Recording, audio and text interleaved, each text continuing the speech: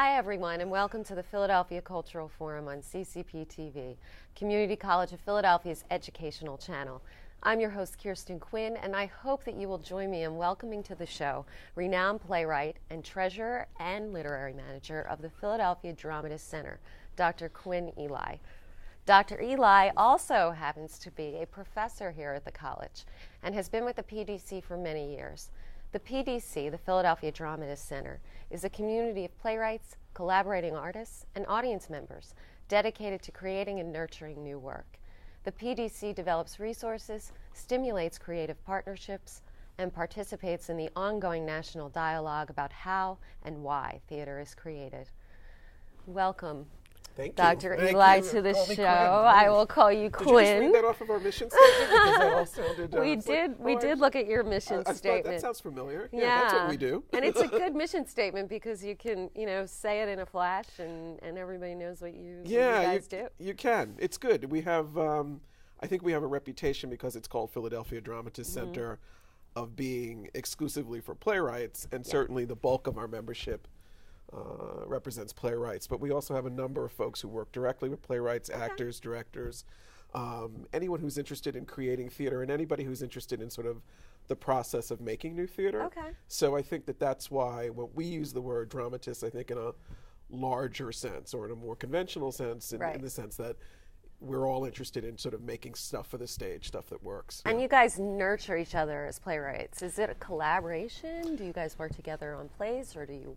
I think playwrights in particular are lone wolves. Sure. And so I think that's in part how this sort of came together in the 70s. Ed Shockley was one of the founding members, the playwright Ed Shockley, and I think that's exactly what that was kind of the inspiration, was this idea that playwrights so often work in isolation, working on their plays, that the idea of sort of coming out of your cave to interact with others, that was sort of the inspiration for what we do. So while we are still very much all working as individual artists on our stuff, PDC tries to create a number of opportunities for playwrights to come together, to share their work, to take advice from one another, to exchange feedback, and to provide a sense of community. I think really that's what we do. That's what our primary objective is to provide a sense of community for people who are often in situations that they don't feel a whole lot of control over. Right. Which is just about anybody in theater arts. Pretty much. It's definitely the case. You well know. It's a tough business in many ways, and to have that collaborative is really nice. And to have that sense of support, too. Yeah, exactly. Yeah. You're in the same position, and you're all working towards certain goals. And I think that's a large reason why, and I always try to make sure people know this, that we're not a producing organization. Right. And that's very central to what we are, is that we don't produce work.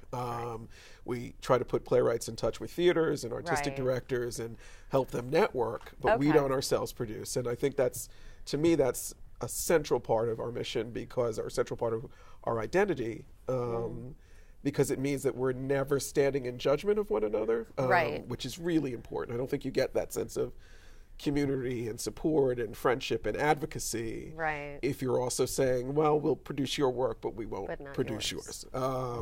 So while we're very, very aggressive in trying to network on behalf of our members, we're very careful about not creating opportunities that put our members in distinct competition with one another. You guys have 99 members, which is a large something like that. And then when I was looking at my statistics this morning before I came here, I think there are more. Are there? Yeah. So, but not many. We're in a sort of 100 or so range. Yeah. And some of our members have been with us since the 70s. We have lifetime members. Okay. One of the things that makes me happy about being here to talk about it is that I think that for students who might be interested, or people who are just sort of trying to get their feet wet as playwrights or as theater artists, I think PDC offers a sort of safe, flexible environment to think about becoming involved with. I think PDC tries to extend ourselves to folks who find themselves in that situation. And as a result, we have tiers of membership. So we have student memberships, which I if I were good, I would remember the cost of, but it's a nominal cost. Sure. And we have collaborative artist memberships, and of course we have full-fledged memberships, depending on how you feel about what you want your relationship to the organization to be. Okay, and how would a student go about joining or becoming a member of Well, your the first thing to organization? do is to go to the website, Philadelphia Dramatists Center, see who we are, see what we're doing, find out some more information. Students can feel free to contact me here at the college. It's qeli@ccp.edu. Oh, that's great. Yeah, but just a quick Google search will give you the information I think that you need. Okay. There's a sign-up window or field on the website.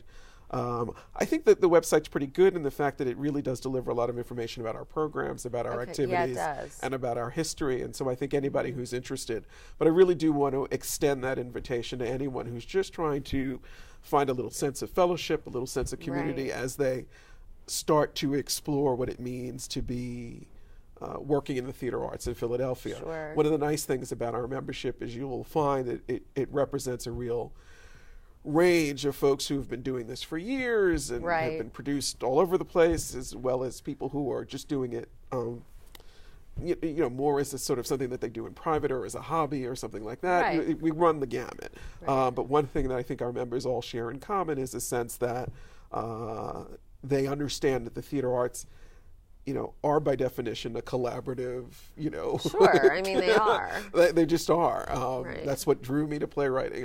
I'd been a novelist for years. And I remember just thinking after, 365 days of sitting by myself in front of a computer that I was dying to interact with someone. And then I found out writing plays, the minute you're done, you get to interact with actors and directors and lighting people. And I think that sense of being part of something that really is going to come to life on the stage is really exciting. And what do you guys do as a group? Do you meet for writing circles? Yeah, we have writing circle. I think that meets twice, is that correct? Twice a month. And that in some ways is kind of our, I guess you could call it one of our flagship programs is Writer's Circle. In which a group of usually about a dozen or 15 members or so get together a couple times a month. They bring in excerpts from their work, particularly excerpts of work that they're finding, pieces of their work that they're finding particularly challenging or that they have real questions about. And then in a really sort of, safe environment, others in the room will simply read aloud from the scripts or from the excerpts. And then everyone else will sort of respond and provide feedback. Every now and again, we invite professional actors to come in and perform that role. So it really gives folks, and we want to help people who are in the process of creating work. And so a lot of our members are involved at some stage in creating something new. Sometimes in the beginning, it's fresh out of the printer. Sometimes they've been ruminating on it for a long time. Right. But Writer's Circle is the thing that I think that so many of our members take advantage of at some point, and so many of our members find very, very useful. I think it must be very useful because I know when I've done readings of new plays and workshops and things like that, it's really beneficial for the revision process to hear it out loud because it's so much different when it's on the page. Well, and that's what I tell my students here at the college is that plays can certainly be considered literature as much as any other type of literature. But at the end of the day, they're also blueprints. They're maps. They're intended to be performed more than read. And so you really can't get a clear sense of what you've created on the page until you've heard actors say it out loud. And it almost doesn't matter, by the way, whether it's your family sitting around the kitchen table doing it. It's really just about hearing how the language comes out, how it resonates in the air, and then you can get it. And then from there, you're able to hear things that are not working, hear things that are working. So we take that process seriously, and we try to encourage our members to really, as we try to encourage our students, to remember that all writing is revision. Absolutely. Absolutely. And to have that mentorship, I think, is really, really cool. I mean, mentorship with my students, but at PDC, it's more, I think, a sense of alliances, of partnerships, of feeling a sense of community and feeling a sense that everybody in the room is involved in the same struggle you are, right. Which is how to make my work as strong as possible. And that's not to say that we don't have because we do have a sort of professional development commitment as well. But I think that as an organization, we're more interested in fostering the artist as an individual and as an artist, as opposed to creating professional opportunities, although we do some of that as well. Sure. Yeah. And you guys have been connected with a lot of different theater companies over the years. We really have. We have members who are, producing all over the city, certainly, and abroad. But as you know, I've done stuff with Luna Theater here. That's right, and, yeah. We have a particularly good relationship with Plays and Players Theater. Okay, yeah. On 17th and Delancey. A lot of our members have produced work there or been involved with work there. Cool. The season opener for Plays and Players last year, if I'm not mistaken, was written by a PDC member. Okay. So we have PDC members working at Philadelphia Theater Company, so we're everywhere. That's great. I mean, it really is. How did the PDC start? I mean, what was the initial? Can you tell any history about it? Pretty much what I said. Ed Shockley, who's a very Philadelphia renowned playwright, and a number of others, Kate McGrath. Kamika Williams, a number of real established and just really awesome, talented, impressive playwrights in town. It became in some ways an informal thing, which is, let's get together and share work and talk about experience. And then I think Ed in particular, but some others really saw a need to sort of formalize that. Right. And so it went on for a while, and then was kind of dormant for a little while, and then in the last maybe 10 years or so, has really been experiencing a resurgence. And I don't really know what to attribute that to, except to say that I think as some of our members have gotten older, they've become even more integrated into the larger theater community. And I think that we've also had a number of young people come into the organization with a lot of energy and vision and vibrancy.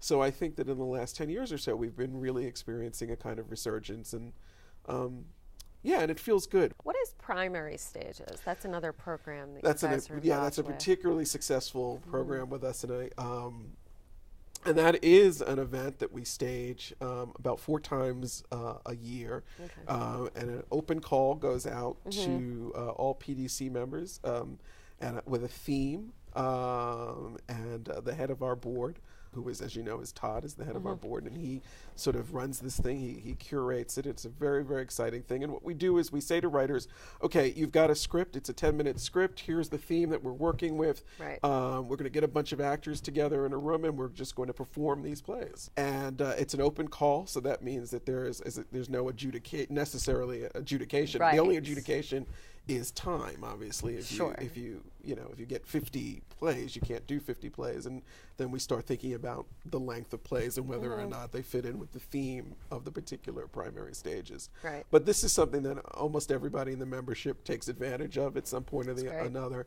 because it takes you out of that sitting around a table hearing voices, which is a good thing and a useful thing in the revision process, but it takes you to that next step, which is when you're starting to see the play in motion, thinking about how the characters interact with each other, starting to get more of a visual sense of how the play is going to be represented on the stage. Right. The actors have scripts in hand, which we really encourage. We want this to be a part of the revision process. And again, that's crucial. We're not a producing organization, so the assumption is that this script is a work in process, a work in progress, and that primary stages is one step in that for you. So it's wildly successful. It's usually over a couple of nights. We do as many as 20 or 30 short plays at a time, and over the course of a few nights. And there's always just a lot of support from the community. We do this at the CEC in West Philadelphia, so it's a real sort of centrally located. Where is that? On Lancaster Avenue, right next to 3500, I think, Lancaster Avenue, right near the Drexel campus. And we also do the Writer's Circle meetings at that same location. Is at that same location, so we've sort of taken over the building in some ways. That's good. Yeah, no, I have a nice relationship. So we have a nice relationship with the CEC. They're a terrific organization. So we do our writer circle meetings there, but we also do our primary stages, these open book, on your feet kind of performances. Folks come out, actors come out. So for a lot of actors and playwrights, this is the first time that their work has been sort of exhibited or showcased in this way. So there's a lot of excitement around that. And also for me, it's been particularly useful because I didn't come to theater through a playwriting program. I just started writing plays one day, and so I've actually directed some of these short plays, and which has been a lot of fun. And I think it's good for a playwright to take on, to wear different hats sometimes, to learn. In a direct sense, what the actors are doing, and what directors are doing, and so it's been kind of fun for me to learn that, and it's confirmed that I never want to be a director, so that I chose the right. You chose the right path. I chose the right path in theater. Yeah, I don't have that Stalinist streak that I think you need, but you have to be tough. You have to be able to juggle a lot. Being a director. Exactly. So, but it's fun to go in and do these short little plays and direct and really think about and it makes me a better playwright. I mean, it really does in a very tangible, direct way. It makes me a better playwright because it means that I'm not just thinking about, the music of my words. I'm thinking about some of the real pragmatic concerns that a director is going to have. Have you taken anything from primary stages and done a production? Almost everything, I think. Okay, that's great. I think almost everything. I think this is fair to say. That's an interesting question, and I think it's probably fair to say that everything I've developed through primary stages has been produced. I think that's fair to say. Because I don't, and this is my personal approach, a lot of members take stuff in hot out of the oven, which is a perfectly appropriate way to do it. I tend to take it to primary stages when I feel like it's nearing the finishing mark. Okay, that's a really good idea. I think. Yeah, it just depends on what you need from it as a writer and as a theater creator. And so for me, it's more useful later in the process. For other people, it's useful earlier in the process. And so it has been my habit that when I feel like something is just about where I want it to be, that's when I bring it to primary stages, go back, make some revisions, and everything that I have done primary stages, one of which you saw. You saw a play of mine at Luna Theater not too long ago about serial killers in love. Fabulous play, by the way. Very funny. Very funny stuff. But that was developed through primary stages. Okay. Yeah. What other places have you produced? Because I know that you've done stuff with Luna. You've done stuff. All over really. I've done stuff here, in New Jersey and Boston, and done some stuff down south and a lot of community theater stuff, which I really enjoy doing. I think that one of the things that, there's a way in which I think I'm fairly representative of the PDC membership in the sense that I don't know that my ambitions were ever Broadway. Right. You know what I mean? I think that and I'm not saying that I would turn that down at all. Yeah, it would be nice, I'm sure. Absolutely. But I don't think that's the motivation for most of our playwrights. I think the motivation is that they love theater. I think that's the real consistent characteristic, is that they love theater, just theater in general. They have found that one way to express that love, in addition to being an audience member, is to be a playwright, and they just love writing plays and creating stuff for theater. So for me, I've done a ton of stuff at small theaters throughout the country, and have always, for the most part, really enjoyed that, and really enjoyed the opportunity to get to sort of meet people who love theater all over the country, and it's exciting. I mean, I like the opportunity to sort of go around to different theaters and see what we have in common with Philadelphia theater. Yeah, right.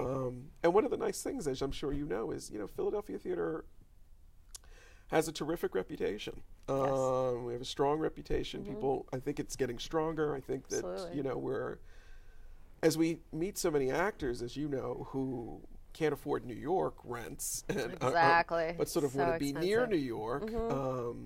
They're living here, and thinking, I think, originally that they're going to live in Philadelphia and work in New York, and then more and more start working in Philadelphia. Stay in Philadelphia. Yeah. And contributing to the theater scene here. So I think it's fair to say that in terms of just pure vibrancy and seriousness, this is a really exciting time to be involved in theater in this city, in terms of vibrancy and seriousness. In terms of, do plays go from Philadelphia immediately to New York? Well, if those are your objectives, move to New York. But if the objective is to just sort of be part of that community and to create good theater and to contribute something to theater, then I think this is a great town to be in. I agree. Yeah. I mean, I had plans when I was first graduating from grad school to move to New York, and I came back home to Philly because I grew up here, and then just started working in Philadelphia, and I never went to New York. I mean, I would go up for certain things, but it was never, after I started getting work here, I was like, well, I'm going to stay in Philadelphia.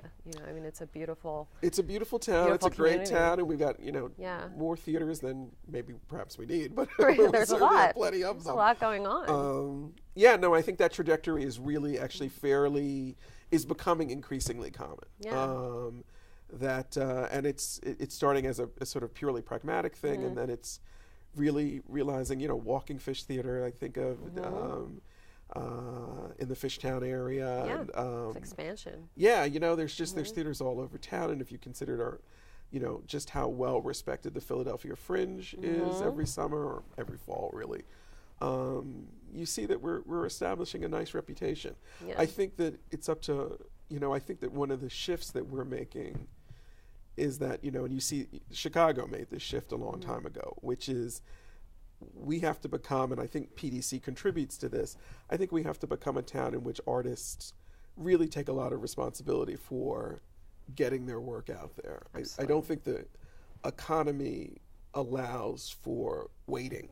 You can't. To be discovered, waiting for someone to realize how brilliant you are. Right. I think that we're at a moment where, and it's an exciting moment and scary, where it's really upon the artist to sort of decide, this is what I want to do, this is the vision I have for how I want to live in this town as an artist, and then I'm going to just do whatever I need to do to create that vision. And I think that you see that with a lot of PDC members. We definitely have, old school folks, and I'm in some ways an old school person in the sense that, my understanding of theater was you wrote something and then you tried to get a theater produce it. But I think that some of our younger members are helping me to understand and helping a lot of the older members to understand that model is fine, but that model is limiting. Right, limiting. It's extremely limiting. But if once you say, this is what I've written, I feel really good about it, and now I'm going to look for a place to put it on, lots of churches would be more than happy to, help you, and tons of actors around. I mean, that's what I find the most exciting thing is that, you really have access to all these sort of wonderful actors. So we're lucky to have so many playwrights that are looking for actors. I like to think so. To read their work or to perform their work. Exactly, and we're always really happy for that kind of collaboration.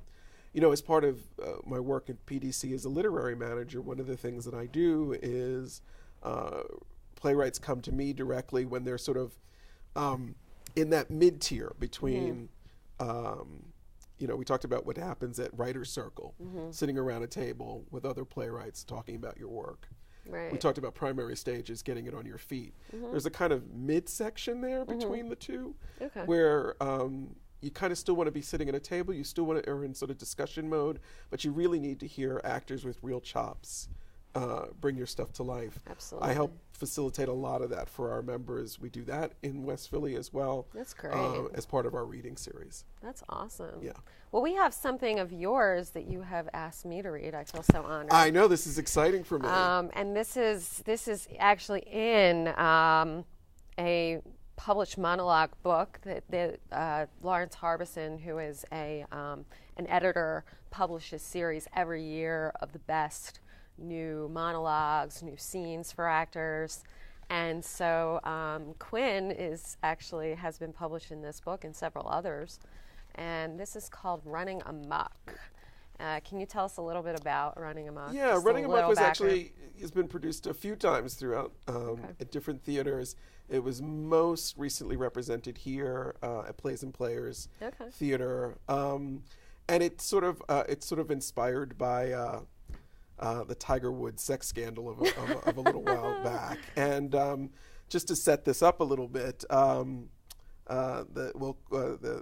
character, the Tiger Woods-like character named Floyd, has an agent who is just desperate to keep a lid on this controversy. Right. And I describe her as being way over-caffeinated and having a mouth like a sailor. But she's really, this is her big money maker. This particular athlete, she does not need him embedded in a scandal. And she's trying to keep a lid on that. And this scene sort of represents that a little bit. Okay, cool. All right, she's on the phone. No, listen, will you give the kid a break? I know that. I know how old he is, Al. I've been with him since the dawn of time, but I'm asking you to give him a break, okay? You want to know why? How about out of simple human kindness, you son of a bitch? How about to be decent? You don't have to be on the wrong side of this, Al. This kid is a butterfly, do you hear me? And you're still treating him like a goddamn caterpillar. If you print that shit, Al, we'll sue you. I swear to God. That story is a lot. How do I know? You want to know how I know? I've seen the girl's picture in the paper. That's how I know. She makes Lindsay Lohan look like Mother Teresa. If there was an Olympics for tramps, Al, she'd bring home the gold. If you were Catholic, Al, like me, you'd understand. Scandal is everywhere. There's no escaping scandal. We live in a corrupt and morally depraved universe. But my guy's not some priest boffing altar boys, okay? My guy is the salt of the earth. He's married. He takes care of his parents. He gives to charity, for Christ's sake. And this girl you're quoting, Al, this April, what's her name? She's a liar. The kid never had sex with her. Albert, last time I checked my copy of the Kama Sutra, a hand job in the dressing room at JCPenney does not constitute sex. Al, listen, my client says you've got it all wrong. All of it. First off, he was never in JCPenney with that girl, ever. If you print that he was in JCPenney with her, Al, I swear to God, I'll make a charm bracelet out of your balls. Good. Excellent. Thanks so much. Absolutely. He's a talented boy, Al. He's an inspiration to a lot of people. Yeah, little Johnny and little Susie, they look up to this kid. You don't want to take that away. Thanks. All right, Al. God bless. There you go. Thank you. Excellent. That was fun. That was fun.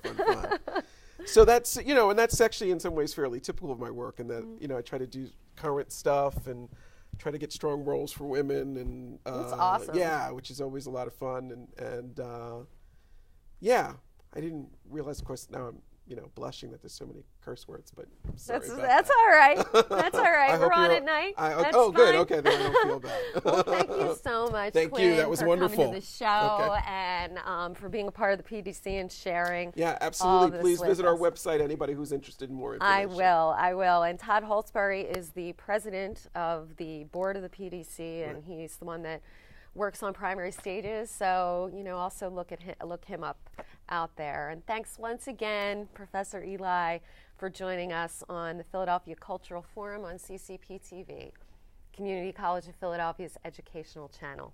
To learn more about the PDC and get in on the act, go to www.pdc1.org. I'm your host, Kirsten Quinn. Good night for now, everyone, and we will see you next time.